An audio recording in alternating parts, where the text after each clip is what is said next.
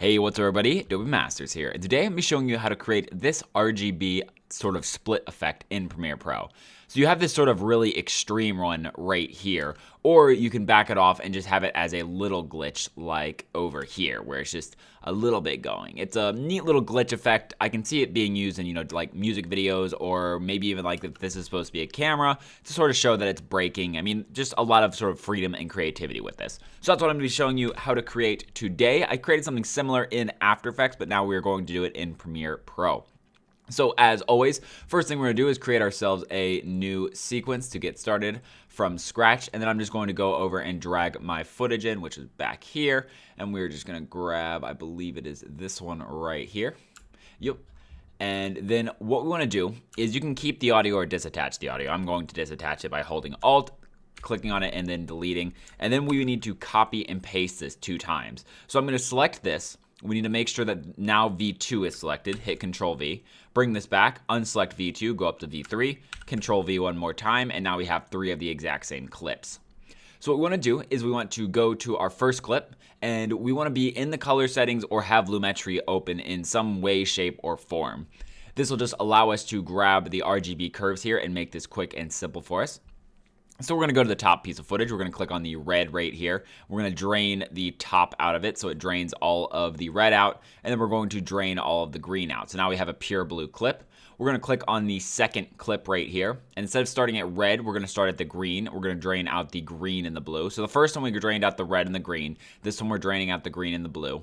And what we're doing is we're just singling out a color. So the first one we singled out the blue, the second one we're singling out the red, and then the third one we're going to be singling out the green. So now we're going to start at the blue here, and then go to the red, and drag those both down. So now all 3 clips, if you see, if we undo it, we have a blue clip, a red clip, and a green clip.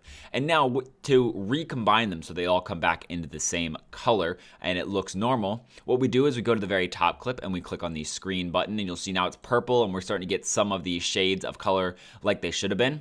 We go to click on the second clip, go up to Effect Controls, it's under Opacity again. We're going to go to the Screen Effect, and now you'll see that the colors have all returned, because basically what we've done is we've split these all up, and then we've said to, if the color isn't represented in a way, shape, or form, I believe it goes off brightness, then look down a layer for that color. And so the top is now looking at this one, and this one's now looking at this one, recombining all the colors. I also like to go to the very bottom one and turn this one to screen as well. This is just so that you can rearrange the color order if you want, and you're not going to have an instance where, a pure color comes up. Now, like I said, you can just move these anywhere and it'll always bring back the exact same clip. And so now the sort of basis of this effect has been created. We can do neat things like offsetting this by 1 or 2 frames, like so. Let's zoom in here. If we offset this by like a couple frames and offset this one by a couple frames, then we get this sort of starting from here. You want to start from wherever you offset. We get this sort of like delayed RGB split color happening here. That's kind of cool, especially if you have a tripod shot. This would be a really neat effect, because you wouldn't have this whole thing where the entire earth is moving. You just have an RGB sort of trail on all of your subjects as they move, which, like I said, would be a really, really neat shot.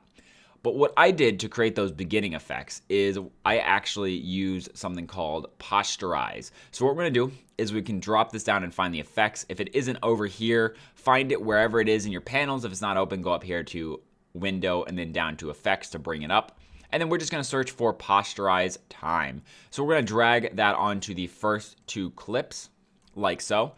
And then click on the first clip, go back up to the effect controls up here, and we just want to change these rates around. If we make it go really low, we get a really extreme effect. Basically what this is doing is it's saying that now it's only going to show 2 frames every second.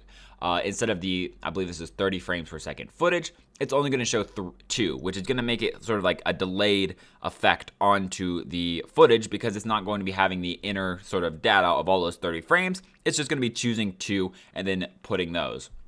Now, if we want to just drop it down a little bit, it makes it have that sort of lesser effect where there's a little bit of color split, but not that much. I like the little bit of color split, so we're going to go right around 19 and 24, or maybe like 19, 20, right around the same here. And what that's going to do, we need to make it just slightly offset. So I'm actually going to bring this back up to 24.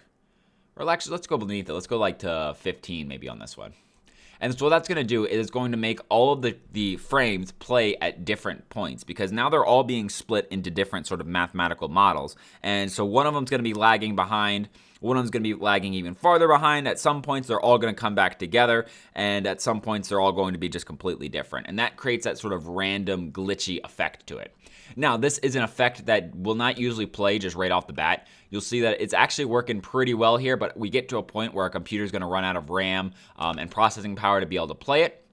So to fix that, what we can do is we just actually create ourselves, right click on this, hit mark in, go to a point where you want to like view, and then sort of section this off by right clicking and hitting mark out. You don't have to create the marks. This is just going to make it render a little bit faster. And we see we have this red bar here. If I just click the enter key right here, you'll see that it's going to begin rendering those frames out. It usually only takes like 5 or 6 seconds for smaller. The longer it is, the longer this is going to take. But like I said, this is going to take just a couple seconds. That's why I brought it down to here. And then once this is rendered out, it's green and it'll play back at normal speed. And you can go ahead and watch your effect. And now what you can do is change the bottom. Let's say we wanted to add a posterize to the bottom as well, make them all sort of off one another, make it the whole thing feel a little bit glitchy. We can do that as well. So we added that one to the bottom. You see that the red has come back. So what we need to do is re-render the frames out. And you'll see that it takes a little bit longer because there's a little bit more effects. The stronger you add these effects, the more time it's going to take to render. And there we have it.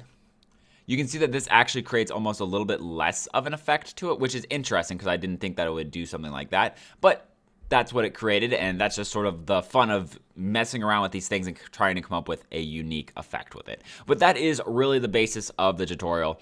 All you gotta do is just create 3 instances of it and then split the colors using the color wheel over here, and you can do anything. You can create some really fun effects with this. Thanks everyone for joining me. If you have any questions or comments, go ahead and throw them in the comment section below. If you want to see more videos similar to this one, go ahead and hit that subscribe button. I make a video every other day on Adobe related products. And until next time, guys, see ya.